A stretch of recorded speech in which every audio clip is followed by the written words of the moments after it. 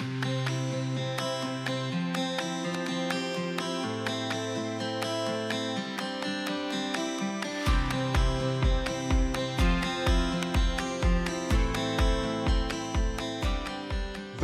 in 2026.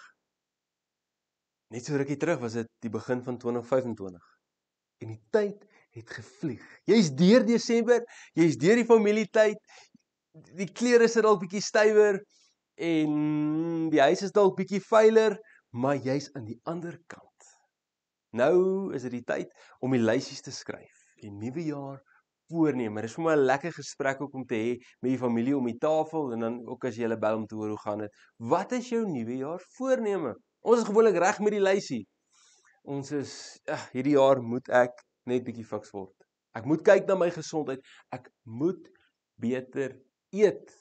Ons beplan die eerste week van Januarie wat ons gaan eet en hoe ons gesond gaan wees en probeer die sweets bære. Wil gelukkiger wees. Wat gaan ons doen hierdie jaar om gelukkiger te wees? Dis een van die grootste dinge wat die mense soek in die begin van die jaar. Ek wil hierdie jaar gelukkiger wees. As jy 'n Christen is die gesprek gewoonlik so, wat is jou nuwejaarsvoorneme? Ek wil werk aan my verhouding met die Here. En dit is so mooi en dit is goed. Maar ons begin hierdie lysies skryf. En dan begin ons fokus op heeltemal te veel goed. Want nou moet ek gaan oefen. En dis moeilik genoeg, maar nou moet ek reg eet. En dit gaan goed want ek's nog af, ek het nog nie begin werk nie. Maar ja, ons kry dit reg. En nou moet ek begin Bybel lees. En so begin die jaar, ons begin by Genesis. En dan Exodus is nog alright, want ek ken darmal van Moses, ek onthou nog van Moses, maar Levitikus en Numeri en Deuteronomium, en dan is ons so oorweldig, ons bære net die Bybel, want sien, die werk kom ook by. Die kinders moet ook skool toe gaan, en alles word meer en meer, en ons fokus op so baie goed, dat ons op die einde van die dag, teen die einde van Januarie, niks meer doen nie. Want ons het hierdie onrealistiese doelwitte. Hierdie doelwitte wat ons stel, wat geen mens kan bereik nie. Wil die Bybel in 'n maand deurlees. Ons wil al die gewig in 'n week verloor. Ons wil net gesonde kos eet en jou arme liggaam kry onttrekkingssimptome van die suiker. Ons het hierdie onrealistiese doelwitte, hierdie onrealistiese uitkyke oor dit wat ons wil bereik, maar eintlik weet ons nie hoe om dit te doen nie. En dis hier waar die gyms nogal geld maak, die personal trainers, want hy kan jou sê, hy het hierdie kennis. Hy kan vir jou sê wat om te doen.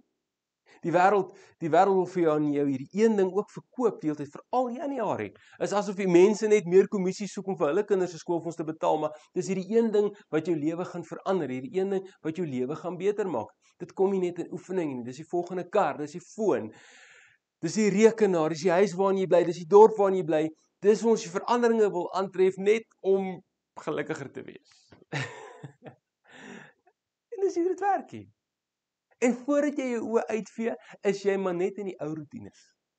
Jy doen maar net wat jy laas jaar, die tyd Januarie gedoen het. Die ou gewoontes, jy eet maar nou net te sleg. Jy stel maar nou die oefen net so bietjie verder uit. Ag, die Bybel, die Here sal tog ons nou verstaan, sal hy nie? En dalk is jy besig met die ou sondes. Dit wat jy gesê het, ek wil aan werk hierdie jaar. Ja, nie daarby uitgekom het nie. Wat is hierdie een ding?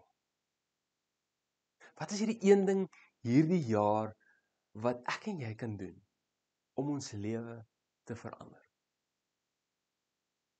Dis Gary Keller wat skryf oor. Hy skryf 'n hele boek, The One Thing. Hy sê, you only get so much energy. Make sure it goes to the right place. En is dit nie heeltemal waar nie? As jy jou energie moet spandeer aan iets, waaraan gaan jy dit spandeer? Jy het net soveel. Dis hoekom ons aan die einde van Desember kom en ons almal is moeg. Ons werk hard deur die jaar. Ons werk hard net om aan die einde van die jaar uit te kom en net te kan ontspan. En nou is ons in die nuwe jaar. Dinge gaan maar nou net weer aan. So waar soos wat hierdie boek is wat Gary Keller wel geskryf het, is hy nie so oorspronklik in sy denke nie. Iemand wat ook hieroor skryf en wat dalk bietjie dieper ingaan in dit is Paulus. man wat 'n paar briewe geskryf het in die Bybel. En ons is besig vandag in Filippense. 'n Brief wat Paulus skryf aan die kerk van Filippense, 'n kerk waarvoor hy verskriklik lief is, 'n kerk wat vir hom groot blydskap gee. Daarom wanneer jy hierdie brief lees en gaan lees die ding, dit vat jou 15 minute om hom deur te lees. Jy kan eintlik elke dag hierdie week net Filippense gaan deurlees. En dan sê hy, wanneer ek aan julle dink, dan sê ek dankie vir die Here. Want wanneer ek aan julle dink, kry ek hierdie groot blydskap. Hy sê op 'n stadium, julle is in my hart. Ek het julle lief soos wat Christus julle lief het. As jy in hoofstuk 3 wat Paulus begin praat oor die een ding, Filippense 3 vers 12 tot 14. Dis 'n bekende vers en jy het hom al iewers dalk al gehoor. Maar Paulus, wanneer hy skryf, moet ons ook in gedagte hou vir wie hy skryf en hoekom hy dit skryf en wat se taal hy gebruik om dit te skryf. En dit is my lekker om hierdie te lees vandag want hy skryf met vergelykings wat hy maak oor sport. In daai tyd was sport groot. Jy dink Suid-Afrika is rugby behep. Die mense vir wie hy skryf was ook sport behep. Dis waar die Olimpiese spele vandaan kom. Dis daai wêreld. Daar was meer sport as wat daar naweke was. Mense het gereeld bymekaar gekom in die Kolosseum of waar ook al in die stadions wat gebou is om te aanskou en te kyk wat gebeur en natuurlik te dobbel. Maar sport was groot. So daarom wanneer hy skryf hy met 'n manier hoe hulle dit kan verstaan en ek dink wanneer hy skryf kan ons dit ook sien want ons in Suid-Afrika is lief vir sport. En ons is goed daarmee. Maar hy skryf oor hierdie een ding. Natuurlik ook in gedagte hou. Vir jou om deel te neem aan die sport van daai tyd, moes jy 'n burger wees, 'n Romeinse burger gewees het. So wanneer Paulus hierso skryf en hy praat van deelneem, praat hy nie van die wat verlore is nie, hy praat van die wat gered is, die Christene, die hemelse burgers, as ons dit so kan stel. En dit is al wie jy kon deelneem. So vandag weet dat vir jou om hierdie dinge te doen, hierdie een ding te doen, moet jy die Here volg. Dit is hoe jy gekwalifiseer word. So hy sê die volgende, hy sê, nie dat ek dit al verkry het of reeds volmaak is nie, maar ek streef daarna om dit my eie te maak, omdat Christus Jesus my reeds sy eie gemaak het. Broers, ek reken nie dat ek dit self reeds my eie gemaak het nie. Kom ons stop dit gou vir 'n oomblik daar. Wat hy hierso sê en ons gaan nou daarvan lees, praat hy van dit wat hy al bereik het. En dit wat uit 'n menslike oog kan jy dink, eers Paulus maak dit. En dan diskwalifiseer hy homself in die sin van hy sê, ouens, ek maak dit nie en ek dink nie ek het dit gemaak nie. Ek dink nie ek is so oulik nie. Ek weet ek is nie. Hy sê maar hierdie een ding doen ek. Al voel dit ek maak dit nie. Al is ek bewus van die feit dat die Here my kan red en ek nie myself kan red nie. Hierdie ding doen ek. Ek vergeet die dinge wat agter is en strek my uit na wat voor lê. Ek beer voort na die wenstreep om in Christus Jesus die prys van God se roeping van omhoog te bekom. Wat 'n mooi skrif. Soos ek sê, jy het hom al seker gehoor. Paar dinge wat hy noem, 3 dele van die een ding. Hy sê, die een ding doen ek. Ek vergeet die dinge wat agter is. Daai wat in die verlede gebeur. Daai dinge wat my terughou. Ons moet net onthou, Paulus sê nie hierso, dat wanneer hy praat van vergeet, ek moet dit net vergeet nie. Dit is 'n onreg wat ons aan onsself doen, en aan ander mense doen as ons sê, hoorie so, jy moet my nou net vergeet daarvan. Sê jy my, hoe vergeet ek? Dan doen ek dit. Maar ek kan nie. Enigste keer wat mense so vergeet, is as hulle siek is, of hulle het breinskade, dis hoe jy vergeet. Maar vir die res van ons, jy kan nie net vergeet nie. Dis teenstrydig met die manier hoe God ons geskep het. En daar's 'n rede daarvoor, dat ons nie kan vergeet nie. So wanneer die Bybel praat van vergeet, praat hy nie daarvan nie. Hy praat van, ek gaan nie meer toelaat dat dit wat agter my is, my so beïnvloed dat dit my aandag en fokus aftrek van dit wat voor my is nie. En hierdie kan 'n paar dinge wees. Ons noem dit vandag the good, the bad and the ugly. Daar's goeie goed in ons verlede.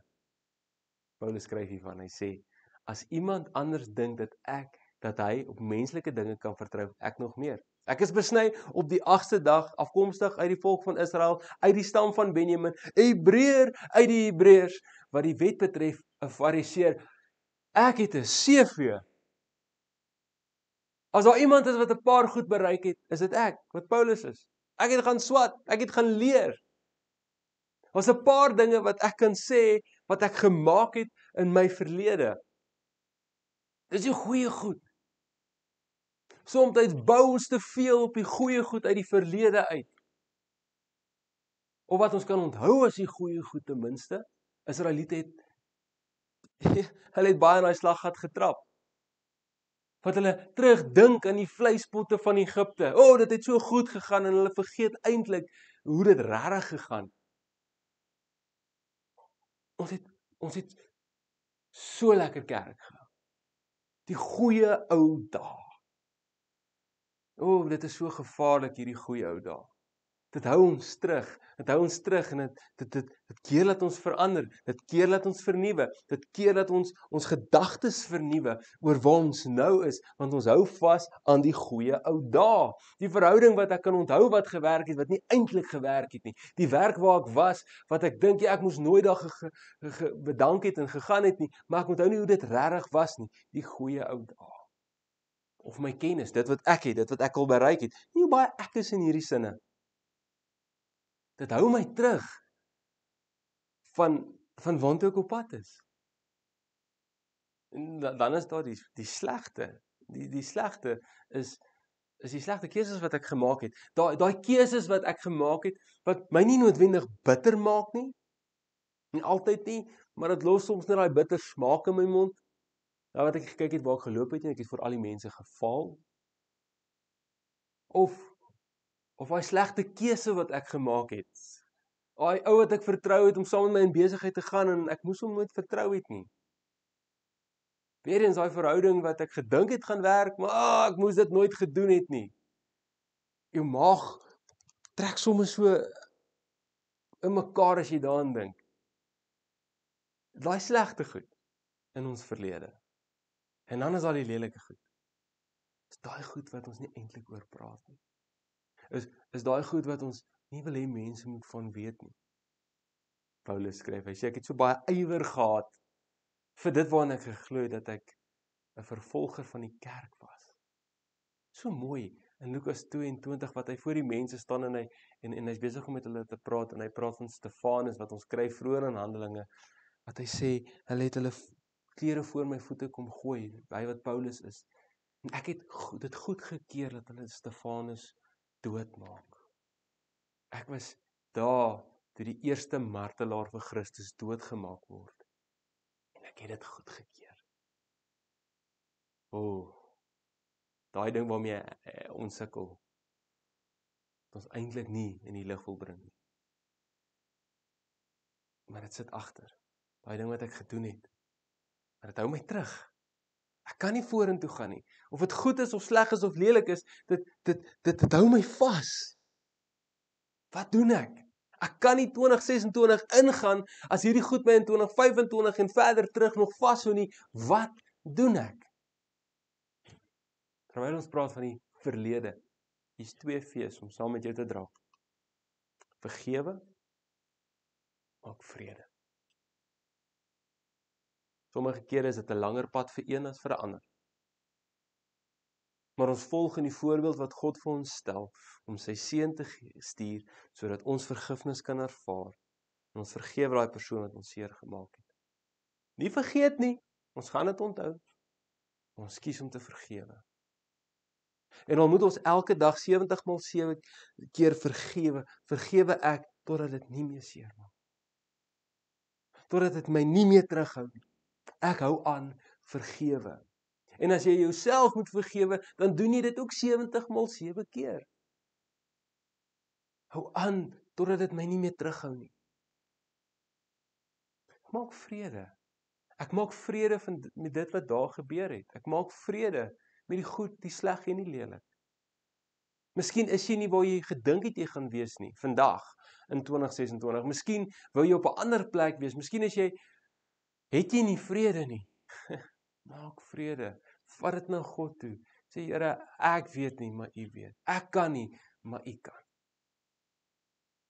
Ons moet breek met hierdie siklusse in ons lewe.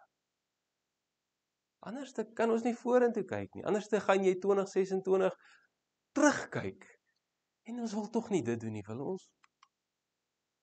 Dan sê hy, nou dat ek dit gelos het wat agter is, strek ek myself uit na dit wat voor is. Jy al 'n atleet sien hardloop. Wanneer laas het jy gehardloop? Wanneer laas het jy jouself bietjie uitgestrek? Jy moet net strek voordat jy jouself uitstrek, hoe ouer jy word. Maar wanneer laas het jy gehardloop? Volspoed. Jy sit alles in.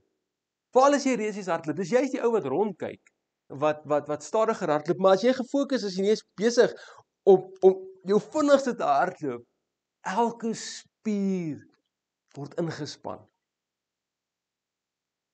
Hy sê ek doen dit. Ek strek my uit na dit wat voor lê. Paulus skryf ook hieroor in 1 Korintiërs. En hier gee hy 'n groter beskrywing van dit wat hy doen. So Filippense so bietjie kort, Korintiërs brei so bietjie uit. Kom ons gaan kyk na Korintiërs om ons te help om te sien wat is hierdie uitstrek, wat is hierdie inspanning, wat is hierdie alles gee. Hy sê ek hardloop daarom so, hier so hy hardloop, dat dit nie doelloos is nie. Ek boks so dat ek nie in die lug slaan nie. Nou praat hy al van boks, maar ek dissiplineer my liggaam en ek maak dit diensbaar, sodat ek nie, terwyl ek vir ander gepreek het, dalk self gediskwalifiseer word nie. 1 Korintiërs 9 vers 26 en 27. Kom ons lees weer. Hy sê, ek hardloop daarom so, dat dit nie doelloos is nie. Nommer 1, ek het 'n doel. Hierdie inspanning, ek het 'n doel. Ek het iewers waartoe ek gaan. Jy gaan nêrens kom in 2026, as jy nie 'n doel het nie. Wat is daai doel? Skryf hom neer. Deel dit met jou familie. Deel dit met jou mense. Deel dit met die Here. Hou dit aan, sê, dit is my doel. My doel is om die hoogste roeping wat God vir my het uit te leef. Dit is my doel vir die jaar. Skryf dit neer. Miskien is daar 'n ander doel wat jy het. Skryf dit neer. Hê daai doel. Ons kan nie doelloos wees nie. Te veel kere is ons doelloos met ons geestelike groei. Ons vat dit maar net soos dit kom. Glo in die skrif wat sê sy genade is genoeg elke dag. Alhoewel dit so is, jy is besig om uit te mis. Jy is besig om, soos wat Jakobus sê, maar net rondgewaai te word. Rondgeslaan te word met die branders. Hê daai doel. Hy sê, ek boks so, dat ek nie in die lug slaan nie. Ek het 'n plan. Wat is jou plan? Kyk, jy kan 'n doel hê, maar as jy nie 'n plan het, jy gaan nie nooit by jou doel uitkom nie. Jy kan weet waartoe jy gaan, maar as jy nie 'n padkaart het nie, hoe gaan jy weet waar om te ry? Ek het 'n strategie. En terwyl ons sport praat, dit sal ons nou nie werk as Rassie die ouens bymekaar kry op 'n Saterdagoggend en sê ouens, okay, ons is nou hierso. Ons het ingeskryf vir die Wêreldbeker en ons speel 5 uur. So maak dit seker julle het lekker uitgestrek en dan gaan julle.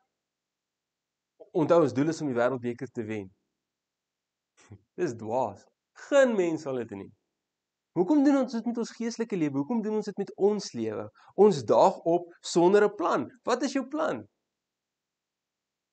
My plan is, ek gaan tyd maak vir Bybelstudie.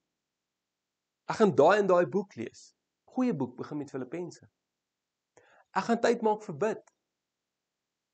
Ek hoef nie 30 ure 'n dag te bid nie. Ek wil net tyd saam met God spandeer.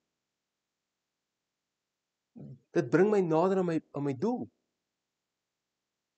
Ek gaan kerk toe gaan. Sondag, as ek hier is, gaan ek kerk toe. Dis my plan. Dis hoe ek inkoop in my geestelike lewe. Dis hoe ek inkoop in my geestelike groei. Dis hoe ek inkoop in my hele lewe. As ek kuiermense het, dan kom hulle saam. Dis my plan. Ek slaan nie in die lug nie. Ek mors nie energie nie. Ek het 'n plan. En dan sê hy, ek dissiplineer my liggaam en maak dit diensbaar. Ek neem aksie. Ek doen iets. Jy kan 'n doel hê, jy kan 'n plan hê, maar as jy niks doen nie, gaan jy nooit jy doel haal nie. Doen iets. Weet, soveel keer beleef 'n mens dat ons kan baie praat. Ons kan mooi drome droom. Ons kan baie praat daaroor, maar as ons niks doen nie, gebeur niks nie. Kyk bietjie vir jou gras na al hierdie reën. Jou doel om dit te ek soek 'n mooi tuin, soek 'n mooi grasperk. Ek het 'n plan. Ek gaan dit sny. Maar as jy dit nie doen nie, wat gaan gebeur? Wat gebeur in jou huis? As jy nie jou huis, as jy nie aksie neem en goed in jou huis regmaak nie, of vernuwe nie, of uitverf nie. Wat gebeur? Dit gaan eintlik agteruit, doen dit nie. Bly nie dieselfde nie, dit gaan net al hoe meer agteruit. Selfs so met ons lewens. Eintlik, as ons niks doen nie, gaan dit maar net agteruit. Paulus sê nee. Ek het 'n doel, ek het 'n plan, en ek neem aksie. Ek maak myself diensbaar.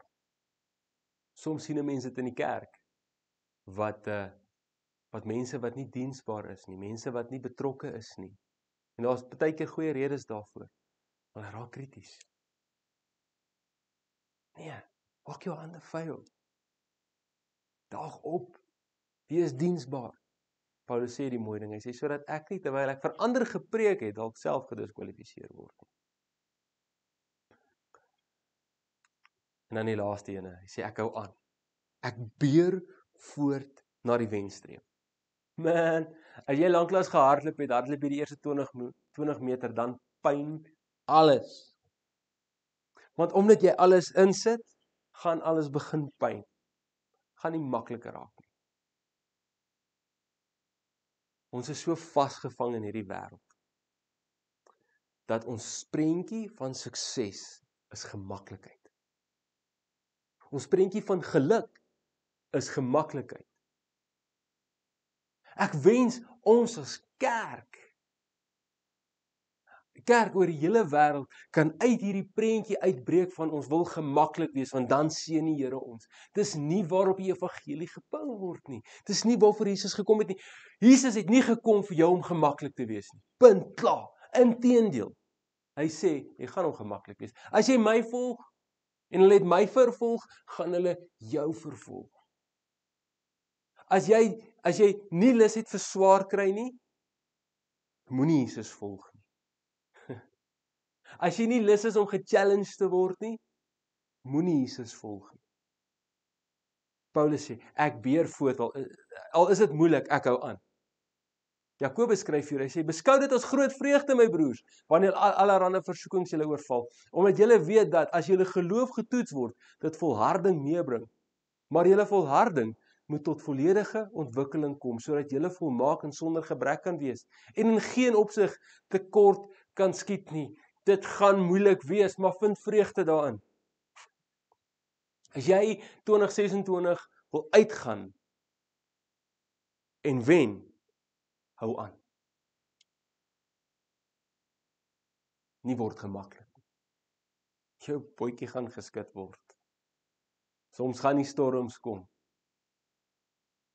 Maar weet net, ons is besig om ons hoogste roeping na te jaag. En dit is Christus, dit is wat Christus vir ons is.